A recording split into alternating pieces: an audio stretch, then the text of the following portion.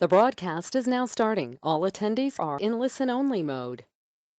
Good afternoon, folks, or good morning, depending where you are. Welcome to today's Mailers Hub webinar, our special webinar today, talking about the Postal Service's 10-year plan. We still have some folks coming onto the line here, so we're going to let them take their seats and get their lunch and their beverages, whatever handy, and we will be starting in a minute or so. So stay tuned. We'll talk to you shortly. Thanks.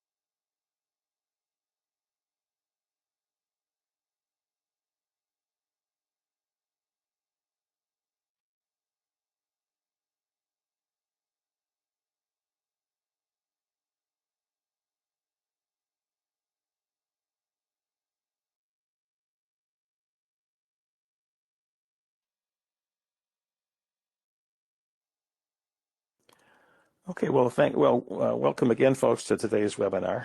It's a little after 1 Eastern, so we're going to get started here. We have a few folks still coming in, but we hopefully will let them catch up a little bit. Today, we're going to be talking about the Postal Service's 10-year plan that was issued on March 23rd, what it contains and what it represents for the industry. If you want a copy of the slides, that's available for download there in your from the website. And if you have any questions, please feel free to type them into the chat box or into the question box rather, and we'll do our best to keep an eye on those and make sure we get them answered as we go along here. So again, what we're going to cover today is a little bit of background about the Postal Service's situation. Then we're going to talk about the 10-year plan, its premises, its proposals, and some of the issues and impacts that it will have on the industry. So starting first with the current circumstances of the Postal Service. Next slide, please. We're going to go to the finances of the organization through February, and we don't have the March numbers yet because March is the end of the second Postal Service's fiscal year, second quarter of their fiscal year rather, and those numbers won't be released until after the board meets in early May. So right now we have at least enough information through February to show that volume for the market dominant classes was significantly below where it was last year, which was 2020. Now we're starting to see comparisons, apples to apples, because we're getting into the period last year when the pandemic had hit. So the March numbers and April numbers that you'll see in the future will show you much more of a comparison as opposed to what you might want to compare to 2019. Anyway, what this shows you is that revenue was down for first class and marketing mail, which represent about 93% of total mail volume, but it was very significantly different for competitive products, where volume was up by 25% or better, up almost over 28% for the year, and where revenue was significantly higher.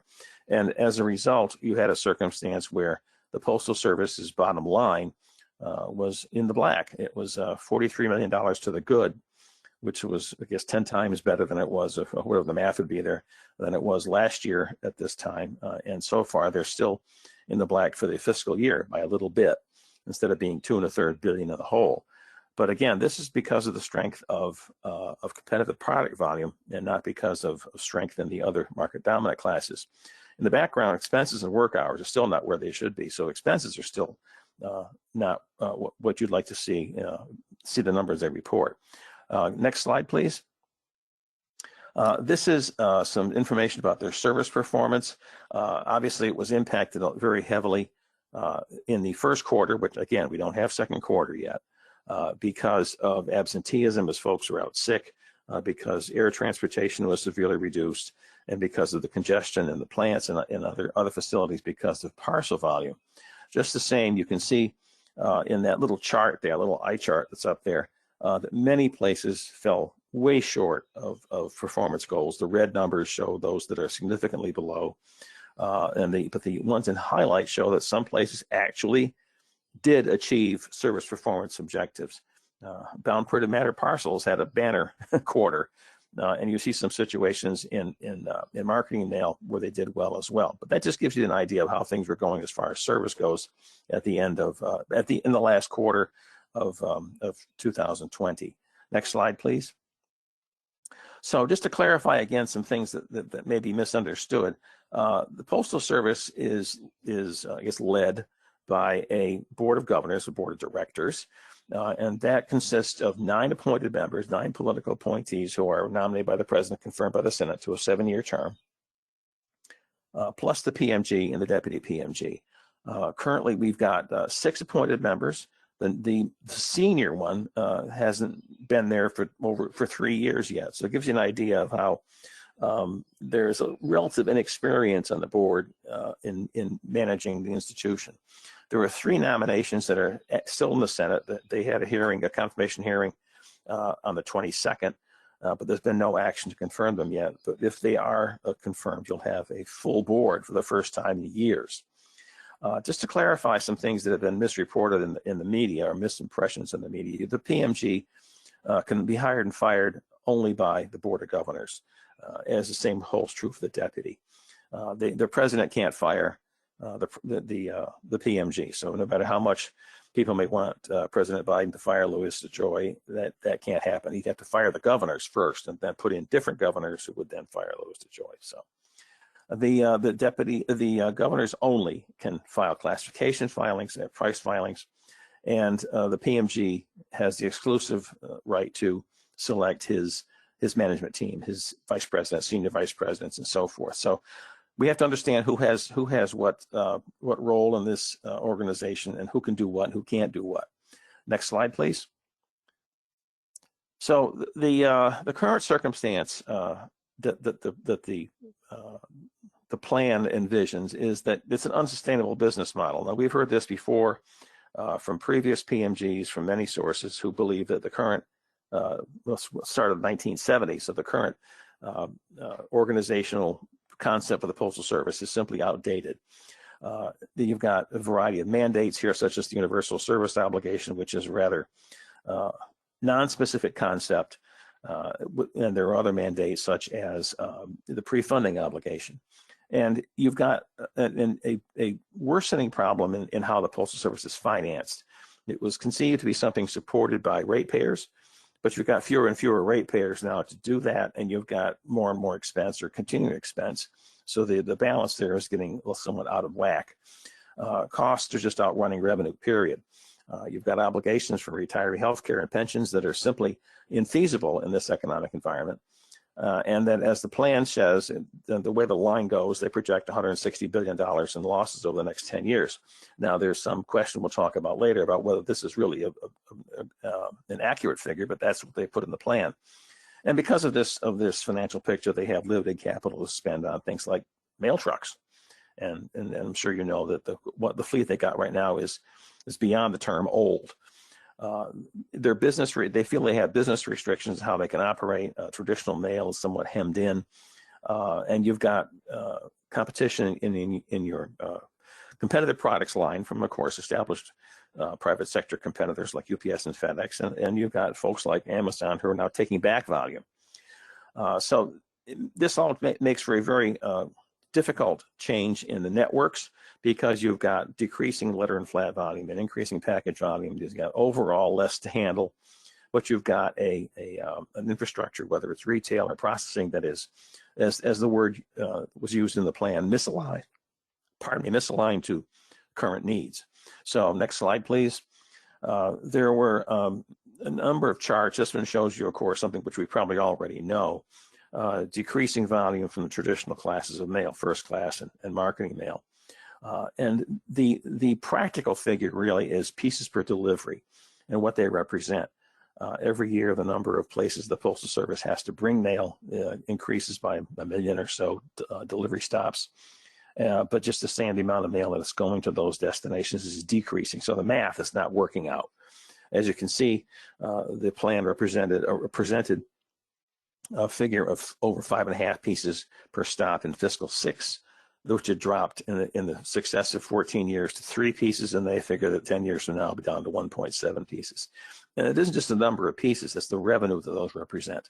And if you're going to have a decrease in revenue from first-class mail, and even if marketing mail stays at a reasonably good level, the postage value, the contribution value of that mail is somewhat less than it would be for first class. So that's not a good set of figures right there. On the next slide, you can see that you've got the opposite happening in packages.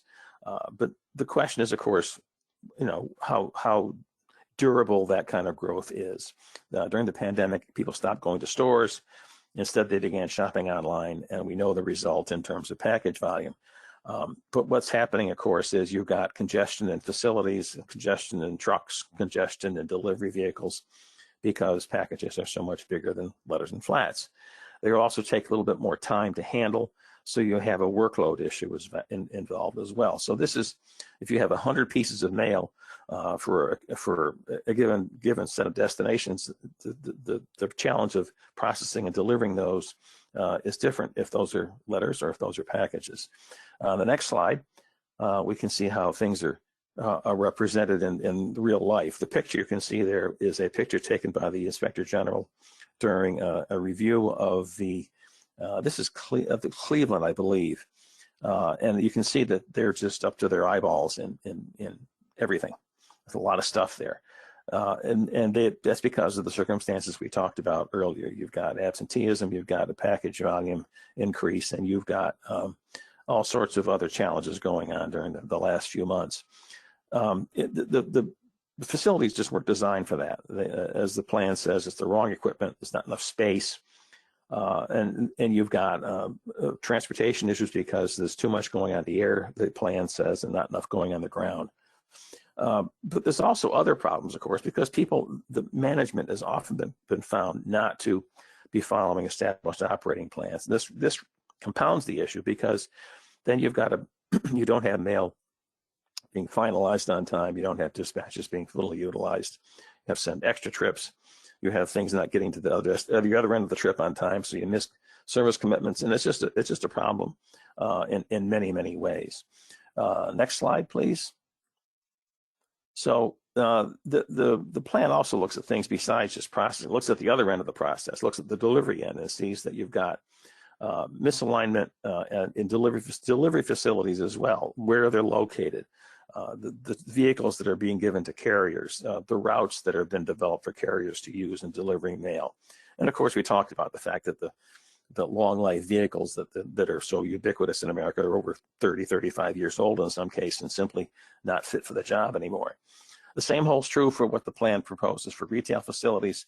I don't think it's a secret to know for anybody to figure out that sometimes you've got stations or branches or post offices or contract branches or something in places where there isn't enough business and not enough density of postal facilities in places where there should be more presence.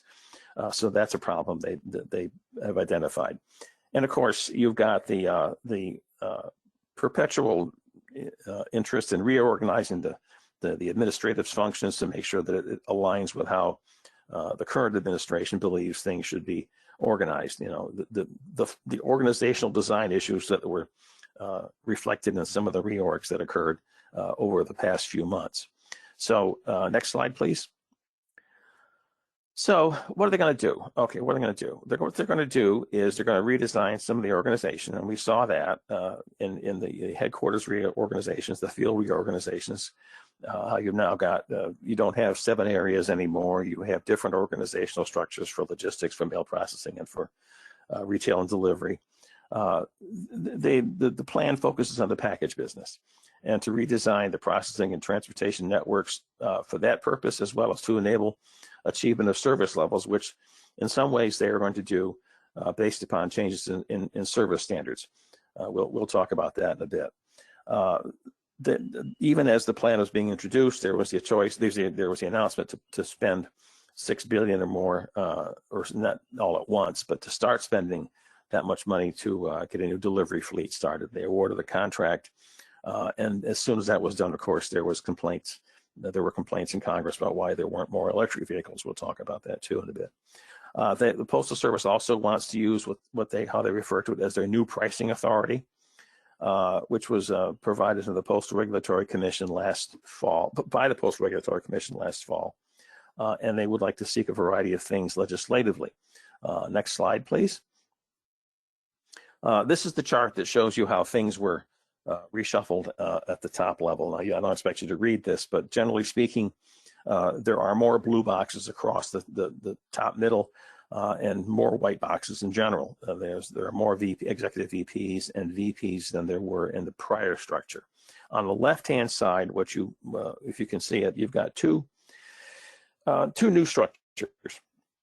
One being retail and delivery, which is under Kristen Seaver, and then one being logistics and processing, which is under Isaac Cronkite. And even under each of those, you've got further separations between delivery and post office, retail, and on the other side between processing and logistics. The theory being that these enable greater line of sight from headquarters to field facilities, field managers, and so forth. And again, in the theory of those who prepared this, that it would let them have better control over what's going on in the field, better implementation of directives, more consistent implementation of policies. People who look at this and say, well, wait a minute, that's all well and good if you're staying within that silo, but how well will delivery and processing coordinate? And that's a challenge, of course, which would be natural in a relatively siloed structure, and one which the Postal Service says they're going to work out. So we'll see how that works out. Next slide, please. This shows you the maps that have been published before, and how now you've got 4 retail and delivery areas, each with a vice president. And those delivery and retail areas are chunked up into larger districts. The districts are more or less along state lines, although that wasn't always perfect. But you can see you've got some states, such as some situations such as northern New England, where there was very little change from the previous arrangement. You've got Maine, New Hampshire, and Vermont. But you've got 3 pieces of Texas now instead of the previous number of districts. So there are changes there, and how those changes are going to be represented in people over time is yet to be totally finished, because you've got people retiring, people changing jobs, people moving around. Same is true from the other side of the map there, where you've got the east and west vice presidents for processing and logistics. Each of them has their own version of areas, and those are chunked into divisions that serve the districts but aren't themselves chopped up into districts. So it's, as you can see, comparing the 2 maps, there is a sort of confusing picture for the customer to know, well, okay, now where am I and who am I dealing with, and what's the geography of the places where my facilities are located or where my customers are located. Next slide, please. Now, this is one of the big things that the Postal Service has decided to incorporate into its 10-year plan, and that is packages. They're going to have this USPS Connect concept or program or process or umbrella, whatever you want to use. And it's going to try to build out more business from local and regional sources, and use that as the foundation for growing the total package volume that they carry.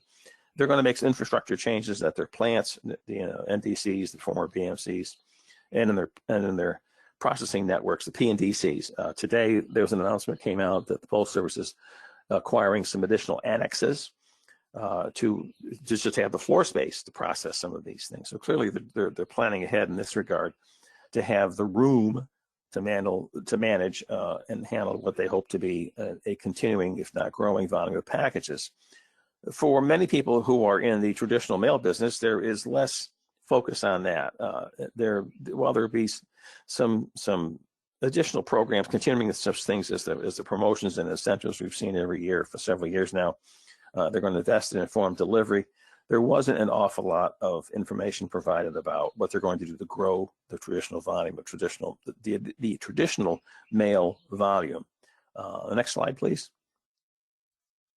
So more of the things you see here, about the terms that were used to describe the changes in operations, are going to recalibrate operating plans. They're going to change their complement modeling, because one of the problems that they had identified was how it was very hard to find and keep the temporary help that is often used to supplement the career workforce.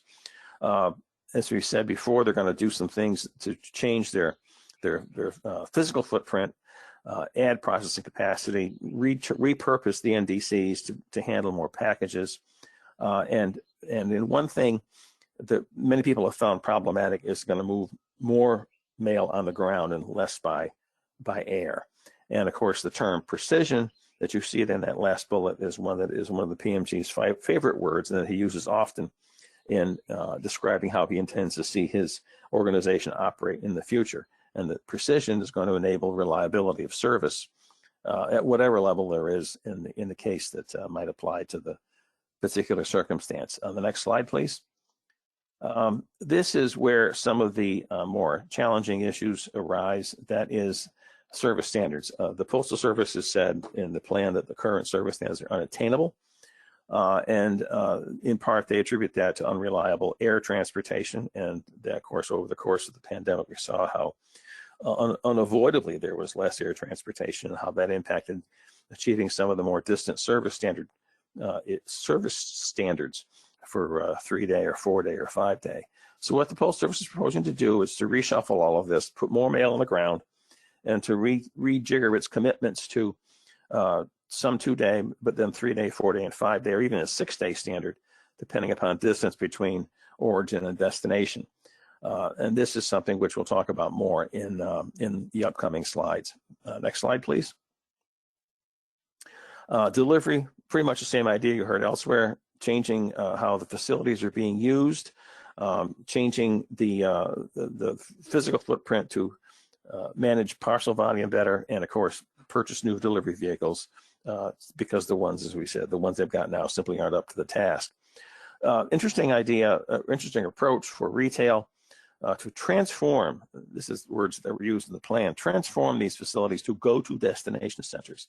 Now, I don't think it's going to be anything like putting a Starbucks in the post office, but clearly there's the idea of concentrating more related government services at post offices, such as being able to get a passport, or being able to access various state and local programs for hunting licenses, or getting your vehicle registration updated, something like that.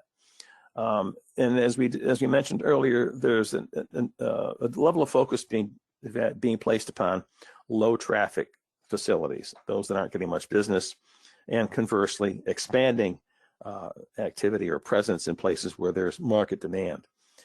Now, you could take this to mean they're going to give a strong look at where you've got rural post offices that really are not supporting themselves. That's, of course, a third rail in some ways, because it's very difficult to close a post office, period. And it's even more difficult when that post office happens to be in a rural location where there probably are fewer options for the patrons of that post office to access postal services. But that's something which I'm sure will be described more in the future. The next slide, please. So pricing, again, this is another thing we'll be talking about shortly. The Postal Service says they will apply judicious and prudent strategies, which you can take with a grain of salt, because, my judicious and your judicious, maybe not the same thing. And they're going to try to figure out a way to holistically review their pricing strategy, looking at their packaged products. Now, I think there's a circumstance here. We all may have different opinions, and we'll review those in a moment. But that's how the plan is approaching it. And of course, there is the renewed interest on getting legislation to get rid of the pre-funding obligation, to correct some of the calculations to assign costs for former post office department employees, and to integrate postal health care plans with Medicare, which would be a very financially beneficial thing for the Postal Service. So let's go on to the next slide and figure out some of the problems we've got here. Some of the situations where the industry, the mailing community, is saying they have a little heartburn. The first is that the level of input that was provided by the industry One of the big criticisms has been from many of the major associations here in the DC area that we weren't involved. Nobody talked to us. We didn't have any chance to offer input. And the answer from the Postal Service is that they've been hearing from the industry for years, for decades, about the issues that are relevant to the industry, such as service and price and so forth. And that the input that's been provided in a variety of venues over many, many meetings is the input to which they're referring by saying that there has been industry input. So I guess the question is, is it correct to say that the comments you made at MTAC 2 years ago about something constitute comments on the plan? And there's, I think, where the difference of opinion lies. And I know there's been a lot of rather heated conversation, heated back and forth between the Postal Service and industry on that point. If you are subscribers to our organization and you see our newsletter, the last issue contained a letter from the industry, from 18 organizations, commenting on concerns it had with the plan, followed by a 4-page response by the PMG, where he took great umbrage at some of the things that were said in the industry letter. So that's kind of where the two sides have staked out their positions. There is concern that there is a lack of emphasis on letters and flats and traditional first class and marketing mail volume, and a strong emphasis on packages, which I think it's fair to say is unpredictable. Everybody, all the private sector companies, anybody who put stuff in the box did well over the past few months during the pandemic and during the Christmas season. But whether or not that business is going to continue at that level, or whether or not it's going to stay with the Postal Service is a good question. I don't think FedEx and UPS are going to sit there and say, good on the Postal Service, and let the volume stay with the Postal Service. I think they're going to be as competitive and as aggressive as they've ever been. And I don't think Amazon is going to start taking volume that it pulled back to deliver itself and turn it back over to the Postal Service. So there's a question there about how many eggs to put in the package basket, I think. The air transportation issue is one which is of concern, simply because it means you're going to be reducing service standards, and that's something we'll be talking about more in a few minutes. Going to the surface is not something which which should be done without recognizing the ongoing problems with driver shortage. It's been a problem for the industry to get trucks, to get drivers. It's been a problem for the trucking industry to get drivers, to keep them. And there are some logistics companies now who do not want to contract with the Postal Service anymore or haul mail, because their drivers got stuck at plants for hours and hours or days over the holiday season, because the facilities were so jammed up they couldn't unload them. So that's left a bad taste in some shippers' mouths, aside from the fact you've got this driver shortage. Another problem is that the plan is going to be implemented with the same people that have been running the Postal Service for years.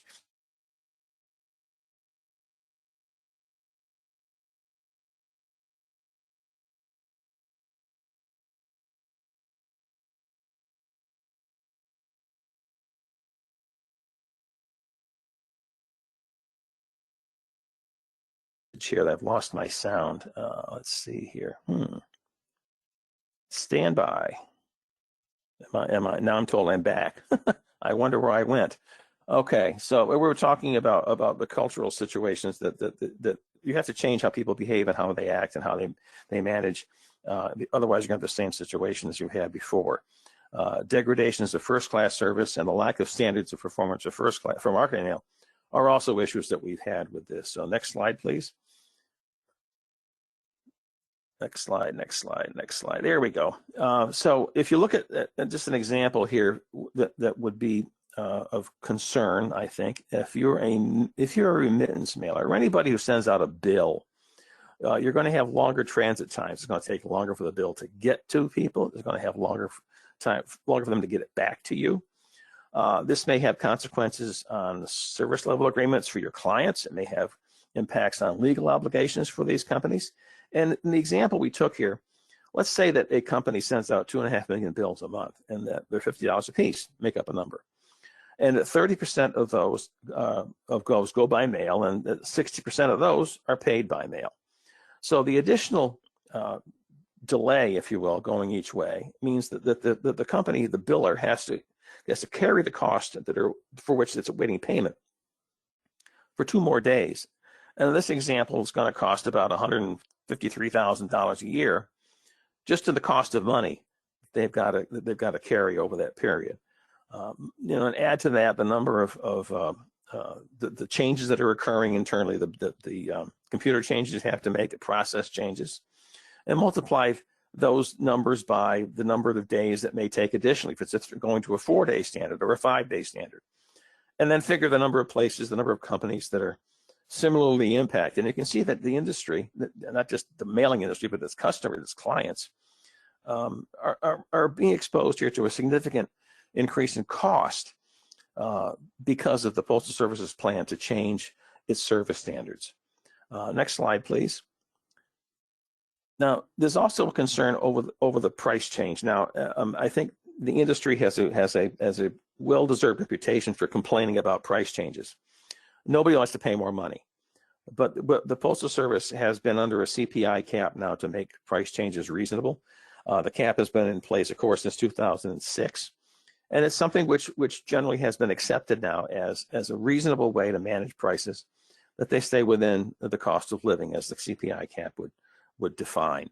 But now you've got a circumstance where the Postal Regulatory Commission has given the Postal Service 3 more reasons, 3 more authorities, if you will, to raise prices.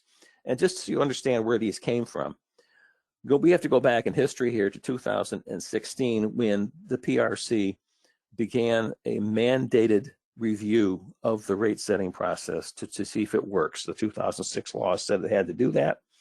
And among the 2006 laws requirements were for the PRC to decide if the process was allowing enough revenue to be generated to make the Postal Service financially stable. Well, clearly the Postal Service is not financially stable, but the problem is not because the rate setting process is not adequate. It's because the Postal Service is being burdened by $5.5 billion a year requirements to pre-fund healthcare costs for people it hasn't even hired yet. The PRC, unfortunately, could not say this. They were told, here's the standard that the process must meet, and it must enable financial stability. And if it's not meeting that standard, you don't have to ask why. Just give the Postal Service additional ways to meet that, which they did. They provided three new ways to do this. One being related to something called density, which is sort of to make up for lost volume, for decreasing in volume and revenue per stop. We saw that a bit ago. To build enough money to make the required retirement, the pre-funding payments, and to increase the prices on, excuse me, on non-compensatory or underwater products. Staying at the CPI cap, those underwater products would never come up to where they need to be. So that was the third basis on which the PRC said the Postal Service could raise prices. So right now, this is the current CPI cap is hovering around 1%. And there are 2 different formulas that would work here. One is for a rate case that is filed 1 year since the previous case. So if it were being filed in October based on the August CPI. The other one is for a rate case being filed at a shorter interval. So if they were to file, as they seem to be interested in doing in May, at the end of May or early June, then there would be a different number, a different formula. Just the same, you can see that you've got, let's say, 1% from CPI, you've got 4.5%, another 1%, 2%. The number adds up pretty quickly to what could be a very significant price increase on ratepayers, on mail producers and their clients, who really are still reeling from the impact of the pandemic. So because that's an unknown, it's very concerning. Plus, it's also out of cycle. It is not something for which mailing companies or the ratepayers had budgeted. And the usual result in a situation like this is, well, we have to pay the same amount of money. We're going to just mail less. That's how they make up for it, which does not seem to be the result the Postal Service was looking for. So, how this is going to play out, we're going to have to still wait to see sometime at the end of next month or earlier in June. And it's very concerning because of the message this is sending to mail preparers. What's it telling the companies who are putting mail in the system right now? What's it telling to the banks and the credit card companies and the utility companies? So this is a real problem that we, the industry, does not feel has been totally thought through when it comes to the Postal Service's plan. Next slide, please. Legislation. Well, I don't think any of us are going to be quite so naive to think that Congress is going to do what anybody asks it to do. It's going to look at all of these ideas through a political lens and figure, okay, Postal Service wants this. Who doesn't want it? And where does my political future rest? So Medicare integration, great idea. It's going to help a lot of things to do with the Postal Service. It's going to take a lot of pressure off its pre-funding obligation, but it's also going to affect the Medicare fund. And there are members of Congress who are very protective of the Medicare trust fund and don't want to see it impacted. And of course, this is going to help. This is going to also impact the federal health plan premiums of other federal employees. So there's not necessarily consistent support for this idea amongst those in Congress. The same holds true for getting rid of the pre-funding obligation. There are conservatives who feel this is something which is a bailout. They oppose it on principle. This was put in place in 2006 as a way to maintain certain federal budget circumstances, certain budget assumptions. And they don't want to see that changed, even though the Office of Management and Budget has written off this as a bad debt, essentially, and don't even expect to be paid anymore. And you've got changes having to do with such things as facility closures and service frequency, service performance changes, and delivery frequency. All of those things rise to the attention of Congress, and they are not averse to involving themselves in these things, particularly if these are issues that are brought to them by the postal unions. Today's announcement from the Postal Service talked about finishing off, if you will, the closure process for 15 facilities, or several facilities that were not closed in the 2015 network rationalization process. Well, clearly there's going to be pushback on that. If you have service standard changes, it's going to be pushback on that. Plus, you've got the usual political squabbling. I mean, the fighting over last year's election about who did what to whom is not over. Plus, there was a lot of just outright animosity toward the Postal Service's Board of Governors and the PMG for one reason or another. And that is not necessarily conducive to getting Congress to act objectively and sensibly on anything. Not that it would be looking at things objectively and sensibly anyways, but this is even a bigger burden to that idea. Next slide, please.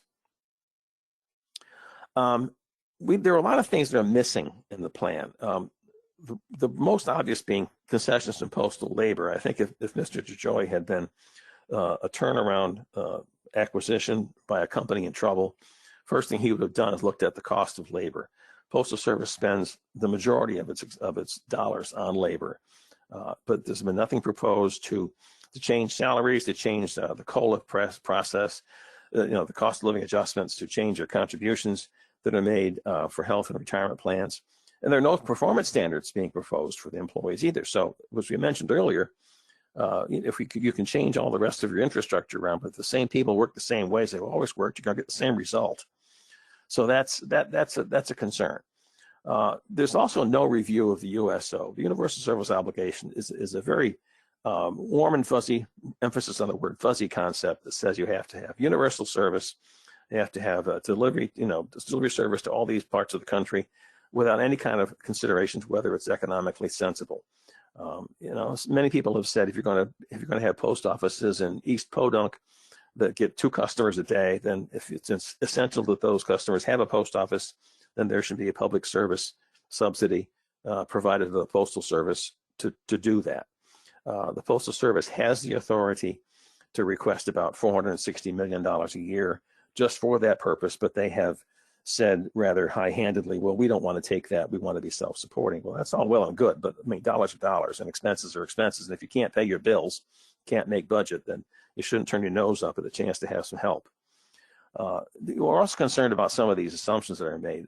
The financial losses, for example, is the $160 billion loss a reasonable figure? You divide it by 10, and You figure they're supposed to lose $16 billion a year. Well, if that means you're going to lose $16 billion this year, you better get to work on losing money, because they're nowhere near that, thankfully. So there's concern that the assumptions that were put in there were excessively pessimistic, and that those in turn are driving decisions on other issues which may be unnecessary, or at least not necessary to the extent they've been proposed. And as I mentioned, there's just no consideration being given to getting some help for these unprofitable services. Next slide, please. The other things that just aren't necessarily in stone. What are the new governors going to say? Are they going to go along with the plan, or are there going to be questions raised there? Is the PRC going to simply accept some of what's proposed in terms of service standard changes or pricing proposals, or even closures of facilities? It's important to note that the changes being proposed to service standards involve what they call an advisory opinion from the PRC.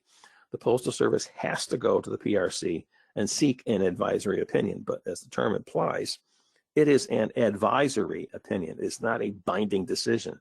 So if the Postal Service goes, well, if they have gone to the PRC, they filed it earlier this month, and says, here's our plan to reduce service of first-class mail. What do you think? The PRC can say good, bad, or otherwise, and the Postal Service is going to go ahead and do it anyways. They made it very clear they're going to go ahead and do it anyway. So the notion of getting an advisory opinion is in some ways just a very decorative in process. It doesn't have any real value in terms of preventing it or validating it. Pricing, of course, is another issue. If they file a great case, it's got to be supported by the usual evidence, and if that evidence is lacking, then the PRC can push things back. If they're going to flat out say, no, you can't do it, that's another issue. As far as facility closures go, the PRC, there is a statutory process concerning closing post offices, but that does not apply to plants. If you want to close a plant someplace, that does not apply. But that's where political and congressional interference comes in. You need to have people in Congress support this plan or parts of it. You need to have cooperation from the postal unions, and how that cooperation is gained is not necessarily by doing what makes sense. It's a very political, small p situation. So you have to deal with that factor and accept the fact you're going to have to make trade-offs if you're going to get the support of folks who can make your life pretty miserable otherwise. You've got some cost issues here, and are those being adequately estimated? You're going to start rearranging machinery, rearranging plants. That doesn't happen for nothing. And if you're doing all of this for parcel volume, as we mentioned before, you're counting on something which there is no guarantee of realizing. If parcel shippers are not pleased with USPS service or USPS prices, they have options. And if you've got the brown truck and the purple and orange truck backed up to the dock right next to the Postal Service's truck, and where the shipper puts the packages is entirely a matter of who gives them the best price and the best service. There's just not the kind of surety to parcel volume that there should be to make as many commitments in its regard. Losses, again, is the $160 billion figure realistic? Is it going to be worse? Let's hope not. But is it going to be as bad as forecast? And there's a lot of folks who are saying, people who understand finances and all this sort of statistical and economic forecasting much better than I do, and they're raising a lot of doubt about this number. It's really a number that has been put out there to justify some changes that may not be appropriate because the number itself may not be accurate. Going on to the next slide. So questions: what happens? What happens if those losses don't happen? I mean, there are decisions being made and actions being taken now based upon the assumption that those losses are going to happen. And if they don't happen, then some of the things that were done might have not been necessary. And that's a worry. Again, the package volume, what happens to show up? If you build it, they will come. Not necessarily. What happens if all the price changes that are assumed to be approved don't get approved? Now, what happens if you've got traditional mail volume not returning to pre-COVID levels, or it drops more because of price changes? The Postal Service was saying back a year ago when they were first looking at what could happen because of COVID, that based upon their experience in the recession 10 years earlier, that some proportion of your mail never comes back. And they figured a quarter of whatever was lost during the pandemic was not going to come back. What happens if that number is too high or too low? What happens? And what happens if some of the things that are assumed to be permitted by Congress don't happen? What happens if Congress decides to do what Congress does and exercise its authority? What happens if politics rear their ugly head? What happens if you've got service challenges that remain despite the plan? I mean, you're not going to make people work smarter, better, faster, be better managers, use data tools, follow their operating plans more because you have this plan in place now. People are going to be the same people. Employee performance doesn't change, and management behavior fails to improve. What happens if you lower your service standards and the Postal Service still doesn't meet them? What happens if, is there going to be, there will be hell to pay, I'm sure, someplace, somehow. But what happens if it doesn't improve? That's a good question. We don't know, and that's a concern. Next slide, please. There we are. We've got all these eggs that have all been counted, and it's a concern that the Postal Service's plans are built upon these eggs hatching. And while it's all essential to take action on some of the things the Postal Service's plan envisions, got to take care of pre-funding, got to take care of improving service, you got to take care of replacing the mail trucks. All those are important things. But is the plan and its elements the way to do it? So far, it's been a serious concern to the industry that there are just too many things being assumed, and there are too many things that are not necessarily will go the way that's been planned, and that changes to service standards, changes to prices are very consequential, and that are being taken based upon assumptions that aren't necessarily the only possible correct thing to believe. For example, why not make people in the processing network do their job better the way they should before you change service standards? Why not wait to see how the year comes out by October before filing a price change, instead of assuming you're going to lose money and filing it in May? All of these things are concerns. And as the exchange you would see in the letters that I referred to earlier in our newsletter, there was a very clear difference of opinion between the industry and the PMG over elements of this plan, and whether or not they're correct in their assumptions. So that kind of gives the overview about what's going on. Go to the next slide, please. It's important for everyone to keep track of what's happening. So we urge people to please stay informed. If you're in the Postal Service, I don't know what you're being told. I'm sure you're getting the gospel according to the official gospel, I should say. The industry is having a different perspective, and it's a little bit less biased. And there are a variety of outlets to find out what's going on. We have our newsletter, obviously, we have our webinars, but it's essential that people in the industry stay informed, stay aware of these things. Otherwise, somebody will wake up one day with different service standards or different prices and wonder what happened. It's important also that the industry keep clients informed. The money that the industry manages, the processes and the product manages are what is being paid for by real people, real ratepayers, real companies whose businesses have selected to use the mail and to use printing and mailing service providers to get their messages to customers. They're the ones who actually shell out the bucks. So it's important that we keep our clients informed. Hopefully, those of you on the call today have learned a little bit about that and can, use the resources that are available to you to stay informed and to be good advocates on the part of our commercial mailing clients. Does anybody have any questions? I'm looking in the chat box. I don't see any. I'm looking in the question box. I don't see any. If you don't have any questions, put the last slide up, please. There you go. There's how to reach us. Just drop something there if you'd like, and if you don't have a question. Oh, here's a question. Has the new proposed rate increase been filed with the PRC? No, not yet. The Postal Service had sort of pretty broadly hinted a May 28th filing. but then it ran into a bit of a speed bump because it had also asked for a waiver of a rule about work share discounts. And that work share discount rule would have made it grant an additional half-cent to the 5-digit discount for automation letters. But the Postal Service said that was too much. It was a disruptive thing to do to its pricing regime, and asked for a waiver.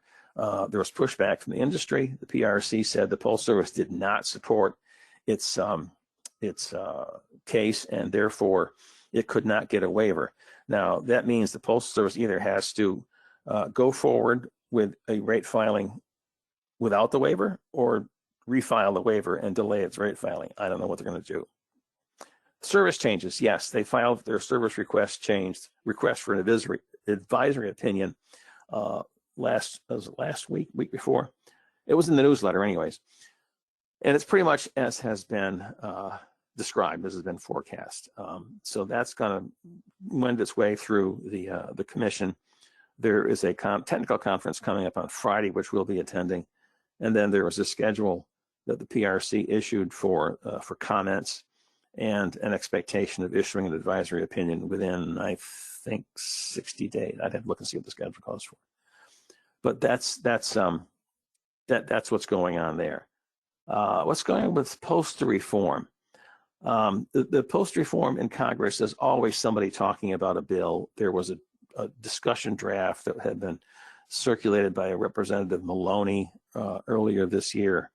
But I have not heard it going anyplace. Of course, it's always a matter of getting something in there that is substantive and beneficial to the Postal Service that everybody can sign off on. And usually what happens is, by the time you throw out something that the Postal Service objects to, or the unions object to, or that the industry objects to, you're back down to things like, pre-funding obligation being canceled and changing Medicare, and even those are things which will have debates. But I have not seen anything in terms that would look like a real bill coming forward since then. Will the PRC be looking for public feedback? There is an opportunity for comment. If you look at the newsletter, at yesterday's issue of the newsletter, you can see that the name of the number of the case, that the docket that is related to the service standard change, and you can look on the PRC website and find the schedule.